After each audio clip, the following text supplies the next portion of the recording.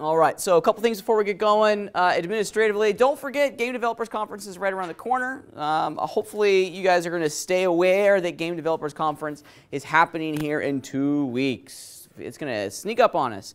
The excitement surrounding Game Developers Conference has already begun. As it always does every single year, there is kind of this, the week before and the week after of Game Developers Conference, there's a lot of activity and energy and announcements. One of our huge software developers, Pixelogic, just dropped a new version of ZBrush yesterday, so it's already beginning to happen. So just be aware that this is kind of one of our magical times of the year where the spotlight very clearly descends on our industry. So have fun with it. If you're planning on going to Game Developers Conference, awesome. I really, really encourage it. If you're not planning on going, awesome. Be aware that it's happening and keep your ear to the railroad track, as they say, so that you can participate even remotely back down here in good old Sacramento. I'm planning on going at some point during that week. I haven't made specific plans as to when I'm going to make the pilgrimage down into the city. And of course, naturally, I'll report back to you guys all the exciting stuff that I've seen while I'm down there at the show. Okay? This week, we got a couple things that we're going to do. We're going to continue to expand our tool set a little bit in Maya by exploring curves, okay? By exploring curves. And curves are an exciting part of our workflow. How Maya handles curves is actually quite amazing. It's one of the things that I really enjoy about Maya. They do curves better than most, and it almost, oops, I can't spell. It speaks very directly to the benefits of being part of a software development group that has its roots in curves, right? Lines. Specifically, all the Autodesk products, okay, all the engineering products really function and revolve around curves quite wonderfully. So it's very clear that that technology that they have mastered in the AutoCAD environment has made its way over into the media entertainment stuff as well. So I think you'll find them, oops, pretty compelling, or hopefully as compelling as I find them. If I can remember how to type, I cannot do 3 things at once at times. Let's just jump over into Canvas real fast and take a look-see at what it is that we're striving to accomplish this week. As I mentioned, we're going to be looking at curves. So if you go into the week 7 section of good old Canvas, okay, we have 2 assignments this week. Our lab assignment, which we're going to start here in about maybe 30 minutes, is going to be Goblets and Glasses, and as I mentioned, it's going to be entirely about curves. So we're going to learn how to create curves, how to edit curves, and then how to use curves to help us create really cool 3D geometry. Okay, so more on that in a minute. And then we're going to spend some time talking about our first really, really, really big kind of design project. Okay, this is going to be the first assignment, and it's probably, well, I'm thinking towards the end of the semester. I think every assignment going forward, you guys are going to be responsible for crafting and creating your own model. So gone are the days where I give you everything. I give you all the blueprints, all the reference, all the everything. Okay. Now Mama Bird's kicking you out of the nest, right? We're going to see if you can start to fly on your own for a bit as you create your own models that represents your own vision and understanding of what these shapes are supposed to be. So this week we're going to start off quite simply with a bicycle. Okay? Bicycles are really great models for us to practice this process, because bicycles, the construction of a bicycle is pretty simple, right? If you describe the series of simple shapes that we would need to make in order to make a bicycle, what would they be? A whole bunch of cylinders, right? A whole bunch of cylinders, and actually I'm going to show you a cool little trick that will help you make the wheels a little bit easier. Working with the toruses, it can be a process of frustration. So I'm gonna show you some ideas that will, I think, help. Okay. In addition, bicycles are also a really great landing point for us because there's a lot of room inside of this kind of world. We can make a futuristic bicycle, or we can make an old-timey bicycle, right? We don't have to make, a specific defined kind of look for a bicycle. There's a lot of room to maneuver inside of this sandbox. So we'll come back and talk more about the expectations of your bicycle towards the end of class today. But let's jump in and start looking at goblets and glasses, and specifically how we're going to use and create curves. So I've provided you on this assignment some resources that will help you very quickly create the defined goblet and the defined glass. Okay, so here's our profiles down here. At the end of this entire process, we strive to create true 3D models, but how we begin is often a very different place than how we end.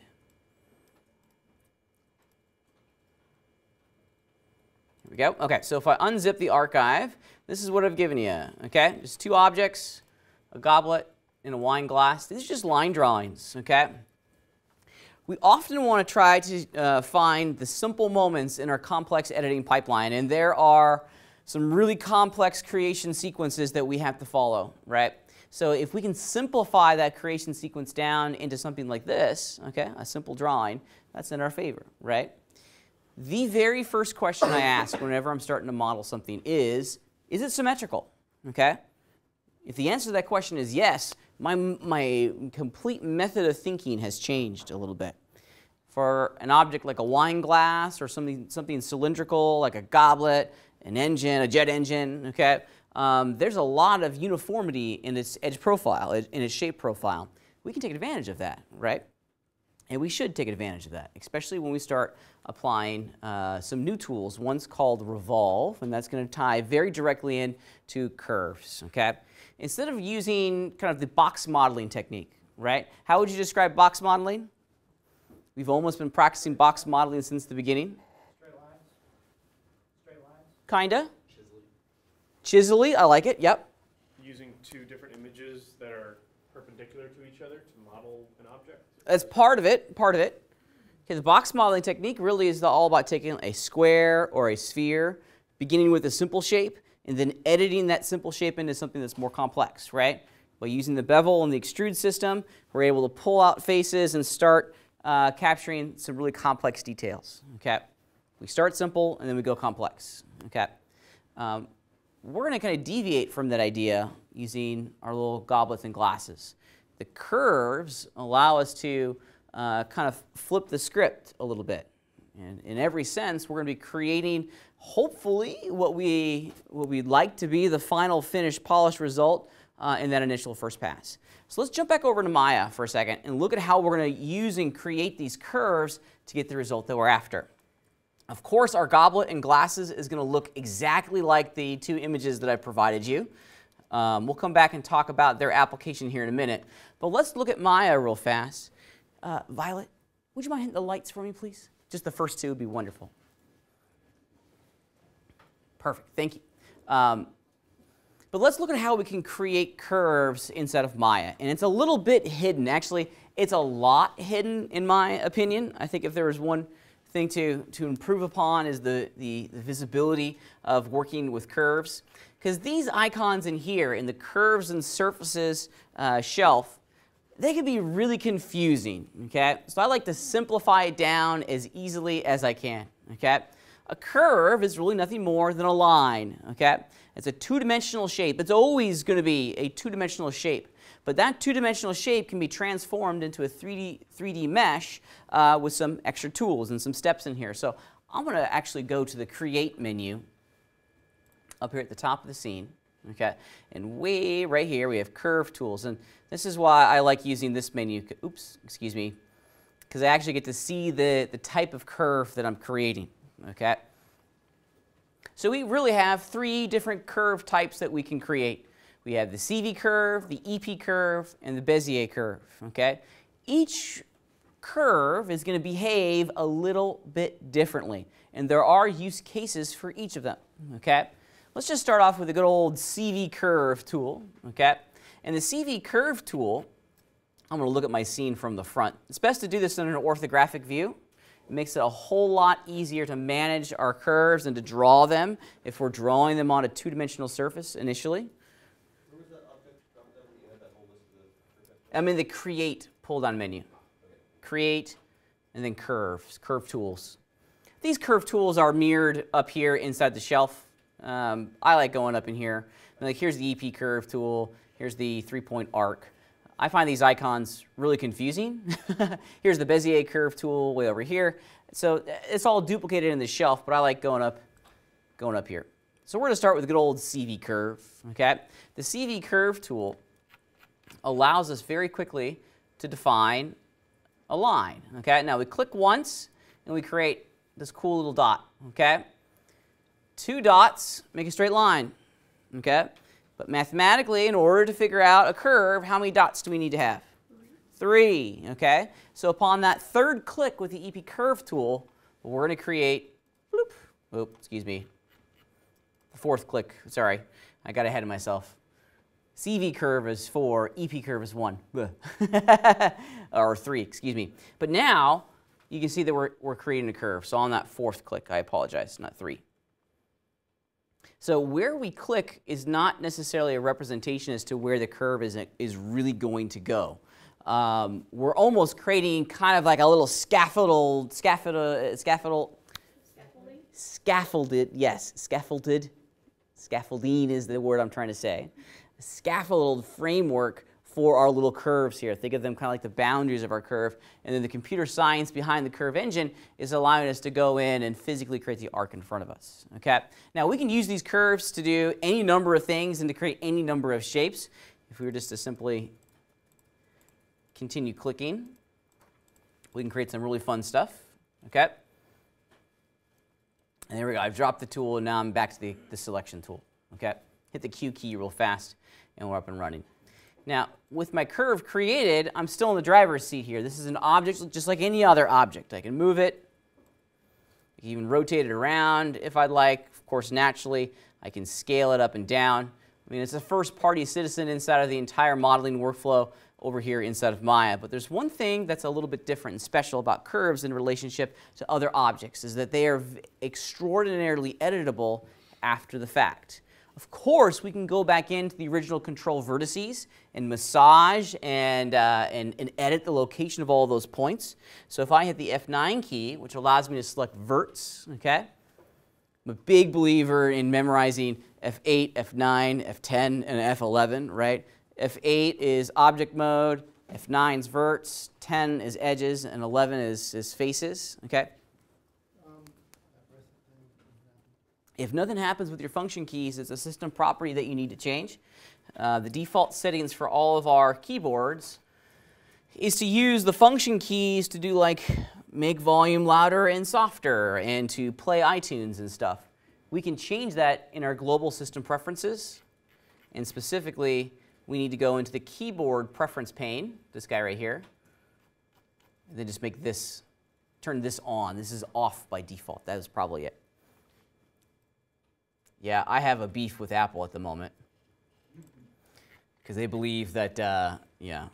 Well, they went where their market share was, and that's in the consumer area, not the professional area. And they're like, no, who uses the function keys anymore? And all the professionals kind of stood up and said, we use the function keys every single day. Don't get rid of them, right? Like I have, and this is my beef, I have, it's not brand new, it's a 2-year-old laptop. It was the first Mac Pros with a little touch bar, right? And that touch bar replaced the function keys. And I went, are you kidding me? I need those function keys. I need them every single moment of every single day. You can't take them away. And please don't put them as a touch. I need a button. I need a button, which is why I use an external keyboard for almost everything. Anyways, let's get back to it, shall we? I digress, right? So in my vert selection state, now I can go in and continue to, move these around. And see how the curve updates? So we're in the driver's seat. We're always able to go in and start to work with these curves and create any number of things, right? They're never flat. They're never broken. They're always accessible to us, which is pretty great. Okay. So that's the EP Curve tool. I'm just going to look at my outliner real fast. And I wanted to show you that, you know, when we're working with curves, it really is a separate object type inside the computer, okay? We get its own icon. It's seen very differently from the rest, okay? So just be aware of this. It's not your standard object. It's a curve, okay? So with that in mind, let's get rid of, back to F8. I'm going to delete my curve, and let's create the EP curve. EP curves work very similarly, okay? This is the curve type that I've been used to working with for a long, long time. Yeah, they're kind of fun. They're often referred to as Hermite Curves, okay? So different way of working it. We don't get that scaffolding that we had with the EP curve. Some folks really like that scaffolding. Some folks don't. That's almost next to impossible to see on the grid, and I apologize for that. When you move points around, because we're going to be rotating this, Yep. the points have to be right on the y-axis, right? Yeah, we'll come back to that in a minute. Absolutely, yeah. But even in here, you know, we still get access to all of our control points that determine where our curves are going to be, or how our curves are going to be drawn and created inside the scene itself. Okay? So just a different way of presenting those curves or creating those curves. Now, for a lot of you, the curve that we're going to end up working with probably the most, or that you're probably the most familiar with, of course, is the good old Bezier curve. Now, the Bezier curve, right there, this works very similarly, okay, to, there it is, sorry, I didn't left click and drag, to how you're probably used to seeing it over in like Illustrator or in Photoshop. Just a single left click creates, you know, kind of hard edges with no tangents, but a left click and drag will create the tangent handles, okay?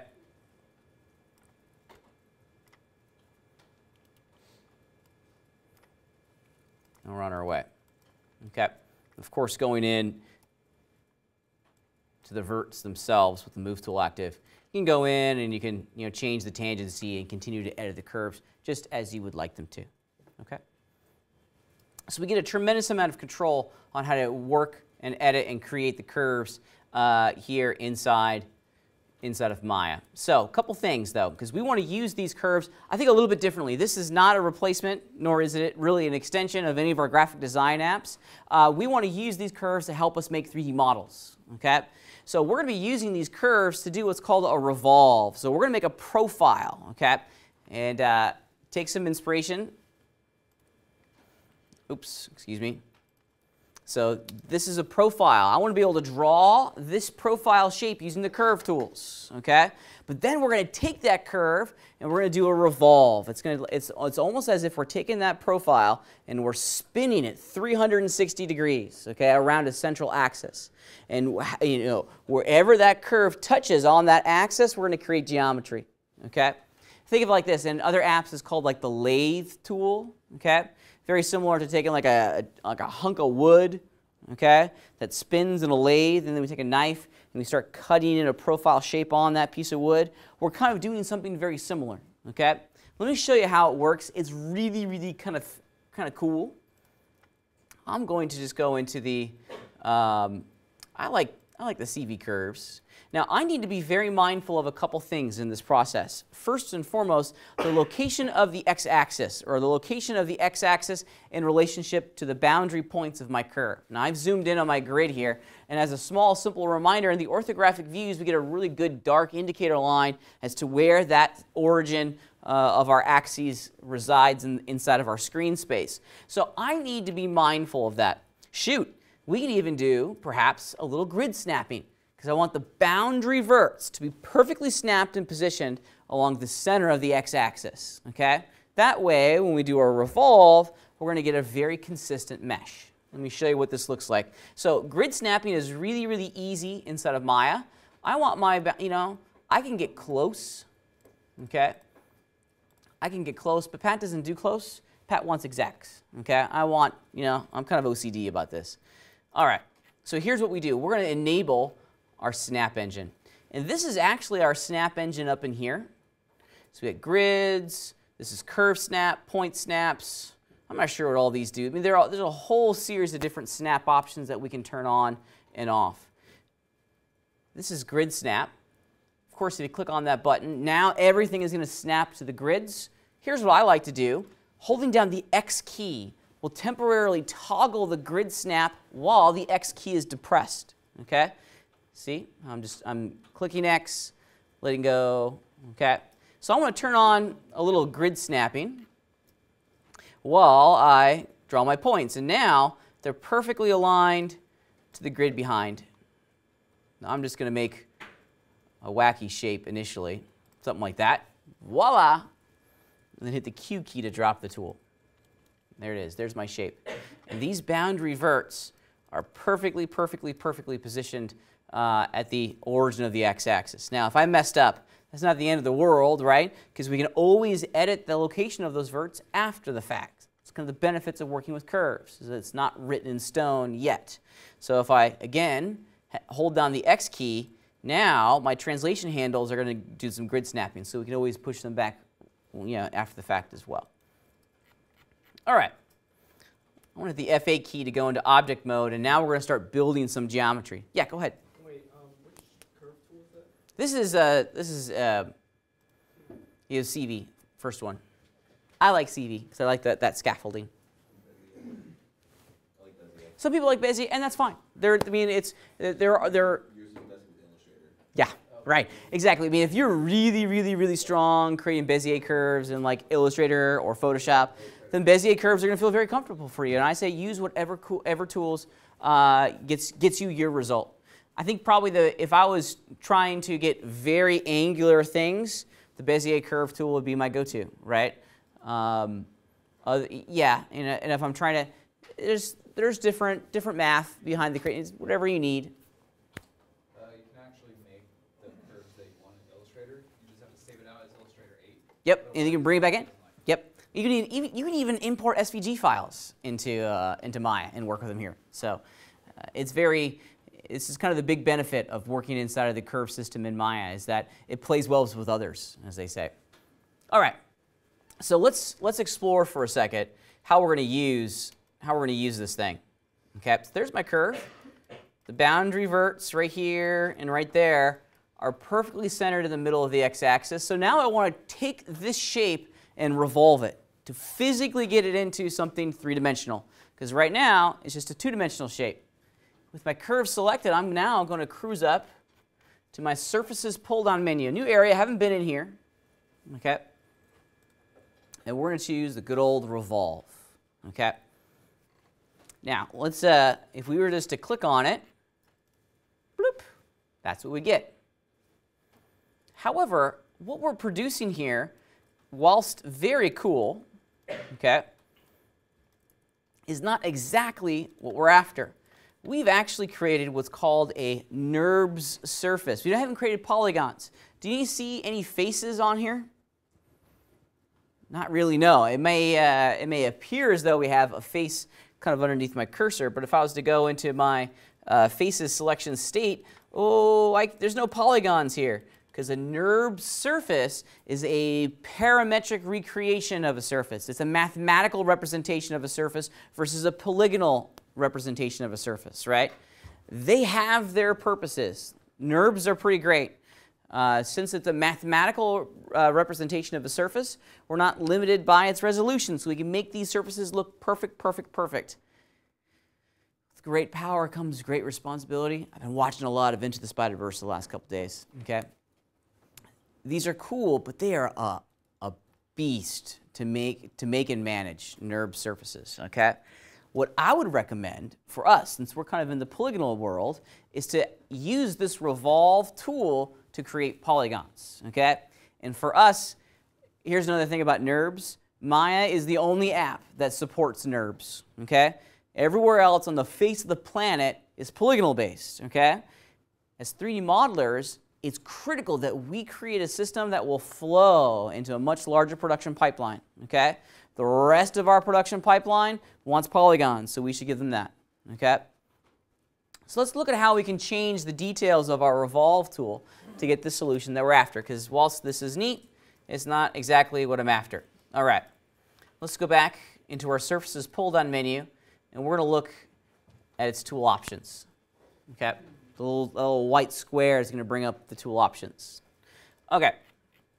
There's a couple things in here that we need to change, and these are actually good things to be mindful of, because in every sense, the axis preset and the pivot is going to determine where this revolve is going to happen. So we're spinning and revolving this around the y-axis, but we certainly could do it around the x or the z, okay? We can also determine the sweep angle, which is pretty neat. So, for example, if I put this to 180 and do the exact same revolve, bloop, see how it only did half of it that time, okay? Or if I change my axis preset from y to, let's do x, okay? Now it's going to spin it the other direction. Hey, Pat. Like that. Yeah, go ahead. When I do a revolve like this, I may be going ahead, but I get a completely black shape, meaning it's inside out. Is Okay. that too far ahead? Nope, we'll come back to that and just hang tight. Yep, you're actually not too far ahead. So these tool options are really, really important for us to kind of manage and control as we work through working with revolves, okay? But check it out, and this is what I want you to look at down here, because this is the most important part of working with the revolves at the moment. It's the output geometry option. Right now, it's set to Nurbs, non-uniform rational B-splines. Cool, but not what we're after. What are we after? Polygons. Polygons, okay? So we want polygons. So I'm going to change the output geometry from Nurbs to polys, which is going to open up a whole series of new options here and that we'll look at here in a second, okay? So the next thing that we need to do is change the type. No liking the triangles, okay? We really don't like triangles. Triangles are a part of our workflow, but they're incredibly difficult to manage. They're incredibly difficult to edit, so we should try avoid triangles as much as we can. We're lucky that the toolset in Maya gives us an option to very easily create quads. Okay, quad geometry is the gold standard. It's the most flexible. It's what we've been working on the entire semester. Quad geometry is really easy to manage and edit, so it really is the perfect little bit for us. Okay, so with those options in tow, let's see what we get now. I'm going to hit apply, and dun, da, da, da, yeah. All right, we're getting there. We're getting there. One step closer. Now, if I was to hit F11, I got faces, okay? Yes, wonderful. I got faces that I can then continue to model on top of. So we're kind of back in this world of that we've been working in all semester long, okay? Yeah. That little hole, I can see that these polygons on the interior, okay, those polygons in the interior are facing the opposite direction of my current view of my scene, so they're showing up black, okay? If all of your models, if 100% of your model is black, but if you look at it from a different angle and you can start to see the polygons, we simply just need to reverse the angle of all of those surface normals, and it's a really easy thing to do. You can either do it on a per polygon basis, okay? So you can just go in and select your polygons. I'm going to do it on the entire object, and you do it up here at the top under Mesh Display, and there's a command called Reverse, and it's going to flip every single polygon 180 degrees, if you will. So it's going to look at the angle of the surface normal, and it's just going to flip the surface along that angle. Okay. What caused it in the first place, though? It could be. It's likely the direction that you did your curve, that you created your curve. Okay. If you do it, this is one of the things that I've just kind of gotten into. I did counterclockwise. You did counterclockwise. We work in a clockwise fashion. Got it. So if you created all your points in a clockwise fashion, you're going to get everything going in the right direction. If you did it counterclockwise, they're going to be flipped. That's what I figured, but Yep. I also don't want to have to redraw the curves. Yeah. Oh, it's so useful to know last week. I must have remade that stupid medicine bottle like 3 times because it kept coming out inside out. And I was like, Were you using a curve? no, I was just making the medicine bottle, and I guess I was grabbing the wrong side of my object, and I was stretching the outside. But by the time I noticed it, I'd already done most of the medicine bottles. So Right. I just had to keep restarting over and over again. Oh, okay. Messing up. Yeah, I hear you. It wasn't that hard of an object to create. Yeah, if we were to do the medicine bottle again this week with this stuff in hand, you know, it'd go pretty fast, right? So simple little reminder, just a very simple little reminder. There are some critical properties that we need to change. Okay? Yeah. So when I changed my mesh and reversed it, it suddenly gave me like a lot of polygons. Okay. We'll clearly hit undo.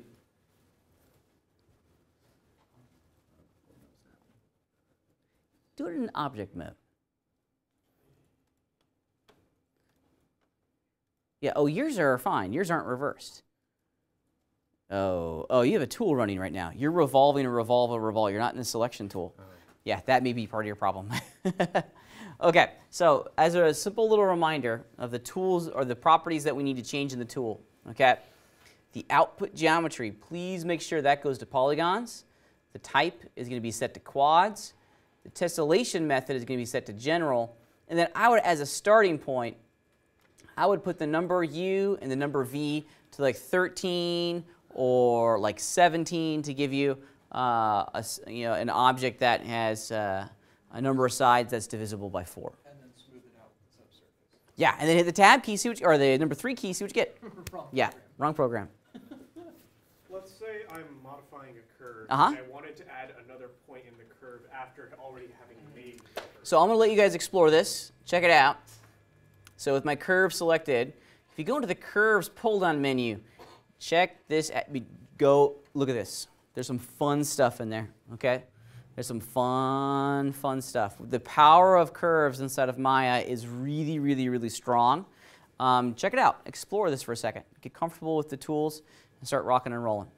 All right. So everyone, when you're done with this lab assignment, please make sure that you're applying a simple material and also creating a very simple little scene. Use the images down here at the bottom as a good starting point, a good direction to go in. For this lab assignment, you can either make, your goblet in one project file and your wine glass in another, or you can do both in one. I don't care, okay? But you're going to be making 2 models, 2 sets of materials, and then a nice lighted scene, okay?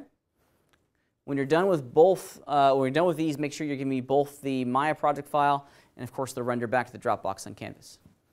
Everyone feeling it? All right, ready, set, go. Let me stop the live stream real fast, then we'll help you guys out. All right.